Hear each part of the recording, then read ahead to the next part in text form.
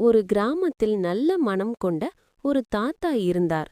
அவருக்கு ஒரு சிறிய வீடு. அதன் முன் ஒரு பெரிய மாம்பழ மரம். அந்த மரத்தை தாத்தாதான் சிறுவயதில் நடுத்தார்.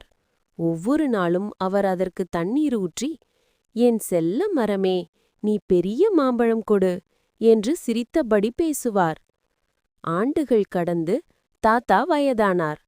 மரம் பெரியதாக வளர்ந்து பசுமையாக காட்சி தந்தது. மஞ்சள் மாம்பழங்கள் கிளைகளில் தொங்கின. ஒரு நாள் தாத்தாவின் பேரன் ராஜு வீட்டுக்கு வந்தான். அவன் சின்ன பையன். ஆர்வமாக தாத்தாவை நோக்கி, தாத்தா, எனக்கு மாம்பழம் வேணும் என்றான். போ ராஜு, மரத்திலே ஏறி எடுத்து வா. இது நம்ம இருவருக்காகத்தான் வளர்ந்த மரம். ராஜு மரத்திலே ஏறி பெரிய மாம்பழம் எடுத்து கீழே இறங்கினான். அவன் தாத்தாவுக்கு கொடுத்தான். இருவரும் மாம்பழத்தை உடைத்து சிரித்தபடி தின்னினர். அந்த நேரத்தில் தாத்தா மெதுவாக சொன்னார், ராஜு, மரம் போல நாமும் பிறருக்கு பயனளிக்கணும். அப்போதுதான் வாழ்க்கை இனிமை. ராஜு சிரித்தான். அவனுக்கு அது வாழ்க்கையின் மிகப் பெரிய பாடமாக இருந்தது.